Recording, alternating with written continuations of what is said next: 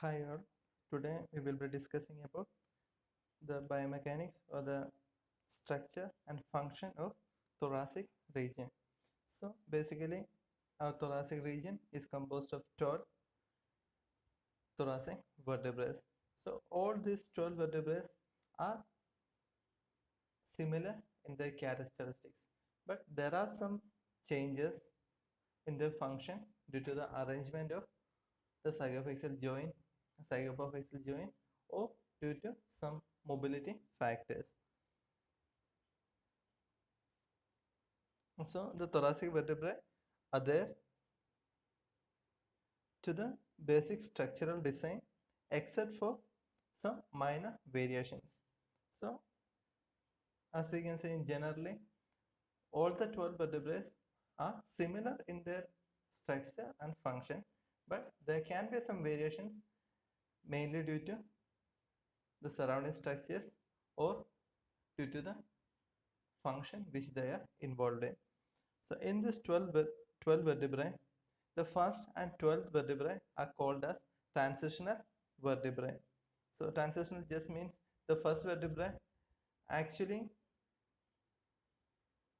a thoracic vertebrae, but it does not produce the same function as a thoracic vertebrae. So the first thoracic vertebrae are much more like a cervical vertebra, and the 12th one, even though it is categorized in thoracic vertebrae, but it has some similar functions to the lumbar region. So that's the reason why we call the first and 12th rib a 12th vertebrae as a transitional vertebrae.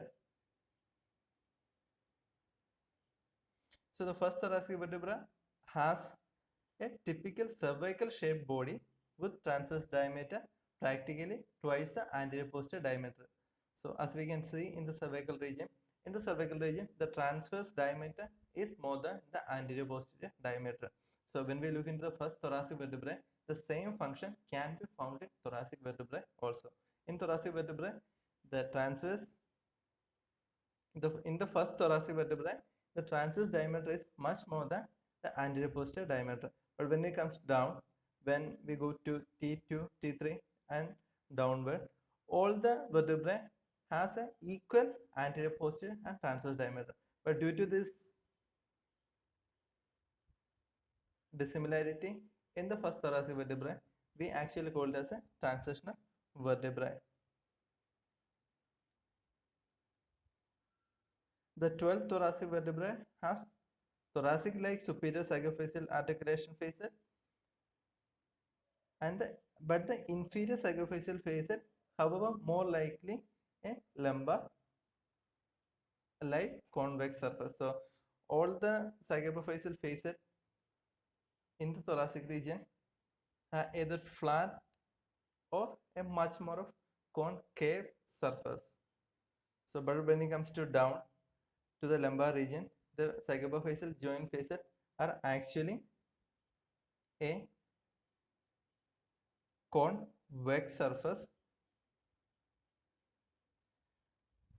in the lumbar region. So when it comes to the 12th vertebrae, the 12th vertebrae's inferior facet shows some similarities with the lumbar region. So that's the reason why we call it as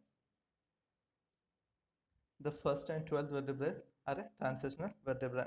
The difference in T1, T11 and T12 include the presence of full costal facet rather than demi facet.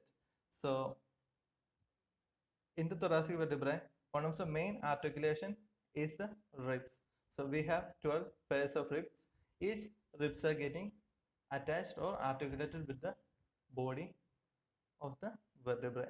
So in the T1, T12 and the T11 vertebrae, the ribs are getting fully attached with the articulating facet in the body.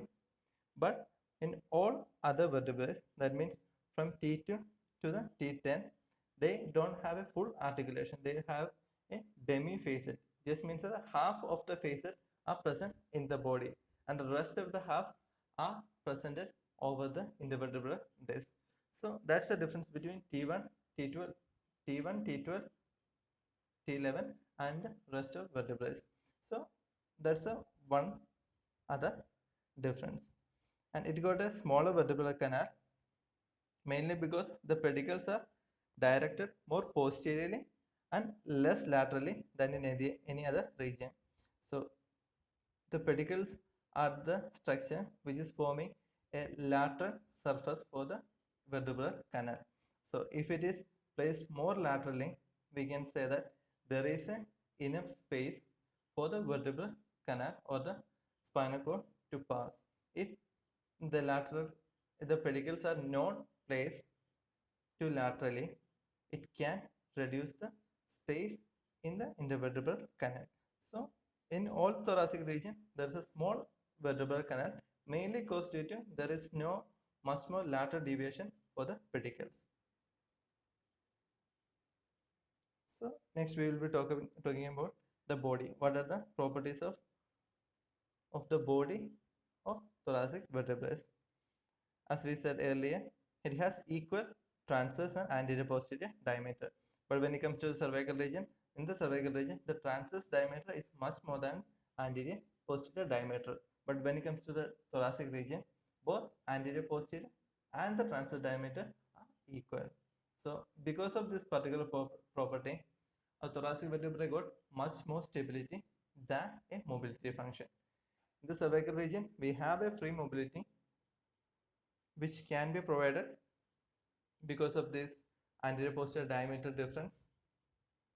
But when it comes to the thoracic region, the anterior posterior and transverse diameter are equal. Because of this, there can be an increase in the stability. And next one is the thoracic vertebrae are not actually a square shape.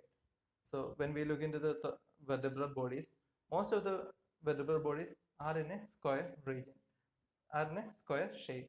But when it comes to the thoracic region, it is not actually a square shape, but it is something like a wedge shape. So the wedge is come, so there is a wedge which is anterior.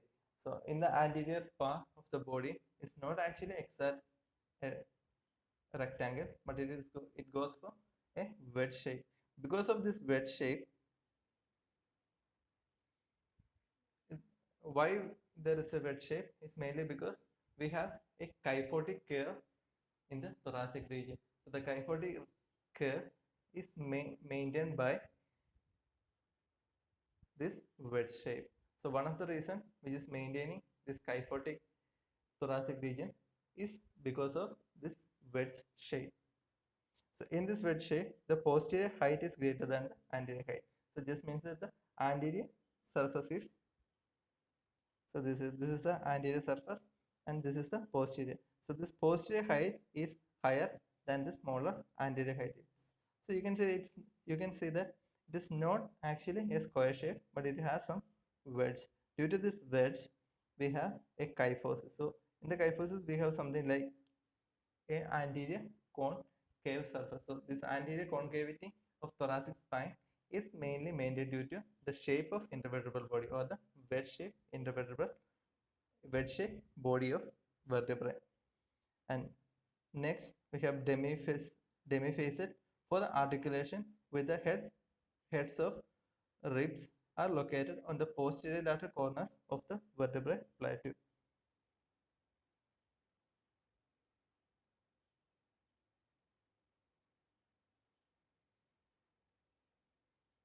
So this is the demifacet. So as you can see, it is not a complete facet. So it got only half of the facet portion. So this is what called as a demifacet. So the demifacet is mainly designed to articulate with the heads of rib.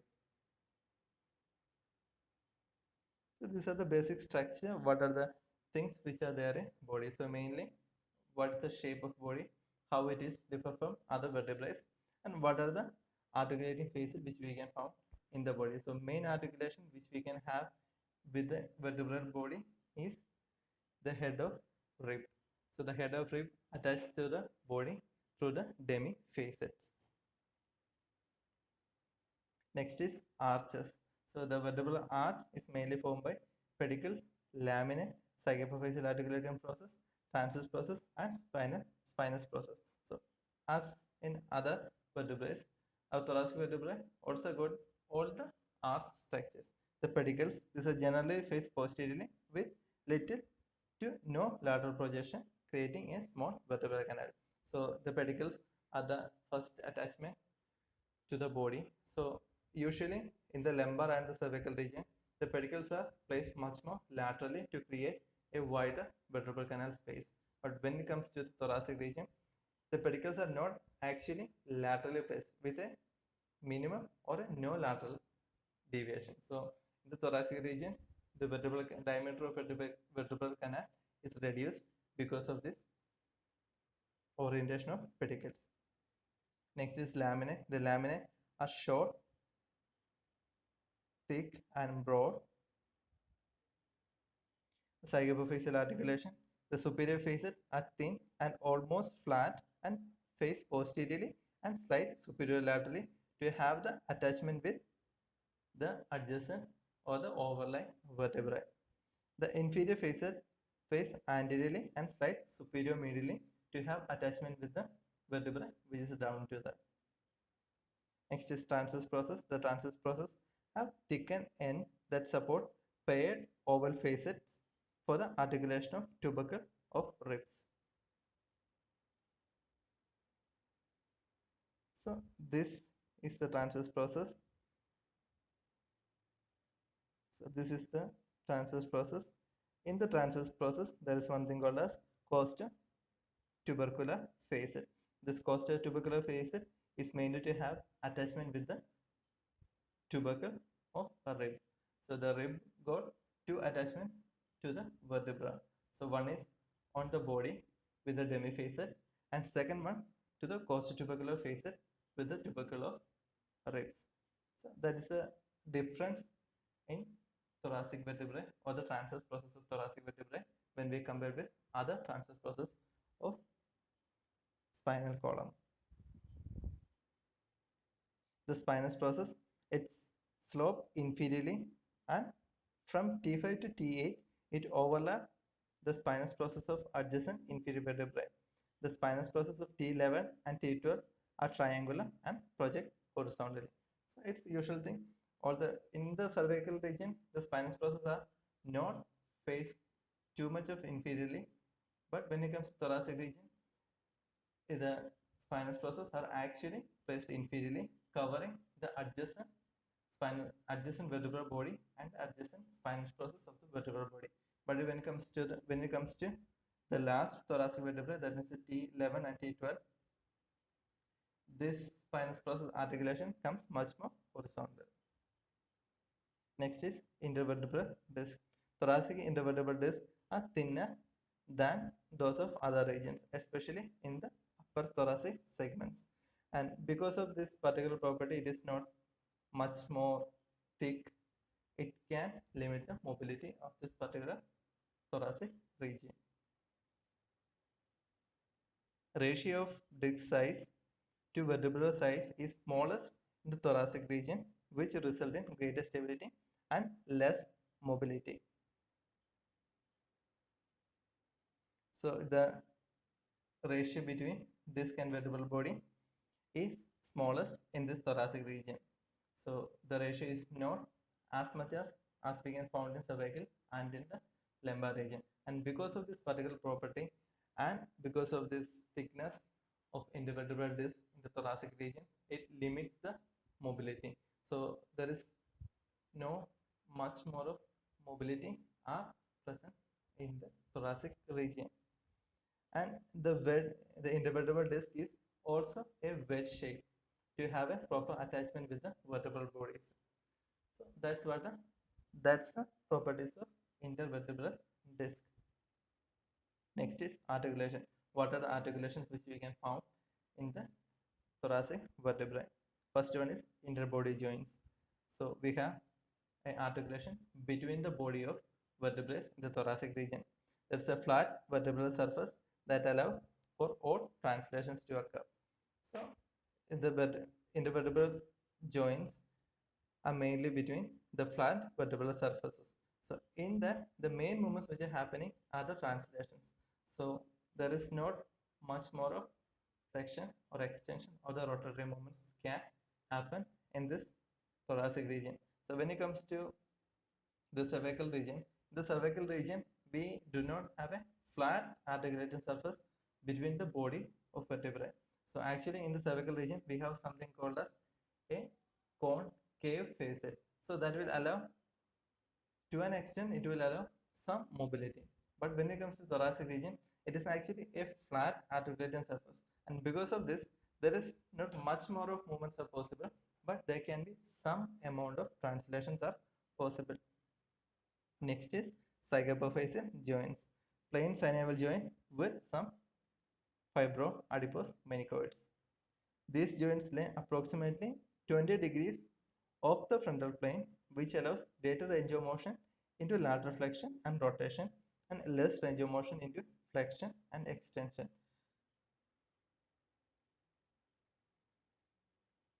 So because of this orientation of zygapophyseal joint, it will allow much more of lateral flexion than anterior posterior or the flexion and extension. So why this lateral flexion is much more prominent? Because the joints are actually placed in the frontal plane. So if it is in sagittal plane, we can say that it will allow much more of flexion and extension. But it is arranged in the frontal plane, that 20 degrees to the frontal plane. So because of that, the main movements which can happen are the lateral flexion. It will allow more of lateral flexion than anterior posterior lateral flexion. If the zygapophyseal joints were placed in the sagittal plane, we can say that the flexion and extension were the most prominent movements which are possible in the thoracic region than the lateral flexion. But because of this articulation in the frontal plane, the zygapophyseal joints are placed in the frontal plane. Because of this arrangement, because of this frontal plane arrangement of zygapophyseal joint, the lateral flexion are much prominent than flexion and extension. And the ligaments, all the ligaments which we have said in general are applicable to the thoracic region. We have anterior longitudinal ligament, posterior longitudinal ligament, supraspinous ligament, interspinous ligament, ligament of flavum. All the ligaments are present in thoracic region. But the difference is that ligament of flavum and the anterior longitudinal ligaments are thicker in thoracic region than in the cervical region. So this anterior longitudinal ligament, because of this kyphotic curve and because of this kyphosis, the anterior longitudinal ligament is much more in a tight position. So it is not a flexible one. And the ligament of flavum is also a thicker one. The ligament of flavum is a ligament which connects in between the laminae of two vertebral arches. So all these two ligaments are thicker in the thoracic region.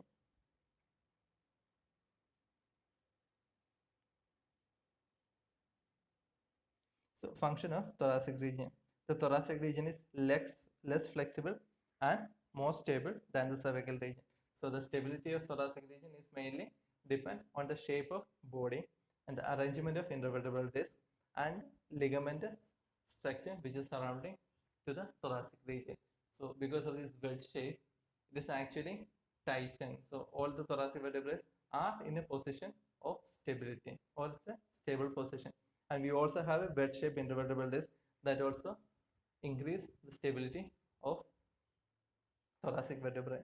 Next is the shape of articulating facet. So we have a flat articulating surface in between the body of vertebrae. So that also improve the stability. So all these factors are mainly designed for stability. And because of this, there is a little or no amount of mobilities are prevalent in the thoracic region. And mainly there is two joint which connects to the vertebrae to the ribs. This costovertebral and costotransverse joint. So costo means the rib and the vertebral means the vertebral body. So costovertebral is a joint between the ribs and the vertebral body, or the demifacet of vertebral body to the ribs. That is the costovertebral joint and costotransverse joint. So it's costo means ribs transverse process. So costa transverse between the ribs and the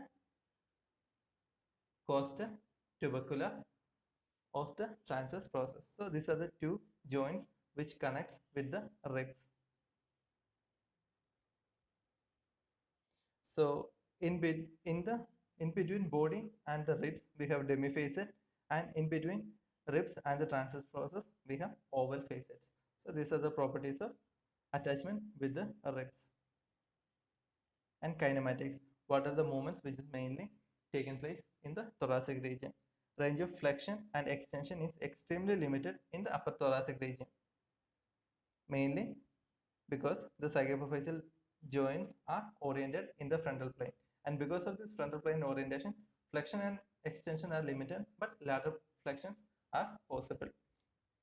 But when it comes to the lower thoracic region, that means to T9 to T12, the cyclophysial joints are aligned in the sagittal plane. So when the cyclophysial joints are aligned in the sagittal plane, there is a flexion and extension possible, but the lateral flexions are limited. So that's the difference between the movement from upper thoracic region and the lower thoracic region.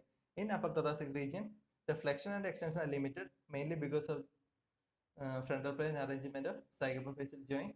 But in the lower lumbar region, flexion and extension are prominent than lateral flexion, mainly because the cyclophysial joints are placed in the sagittal plane.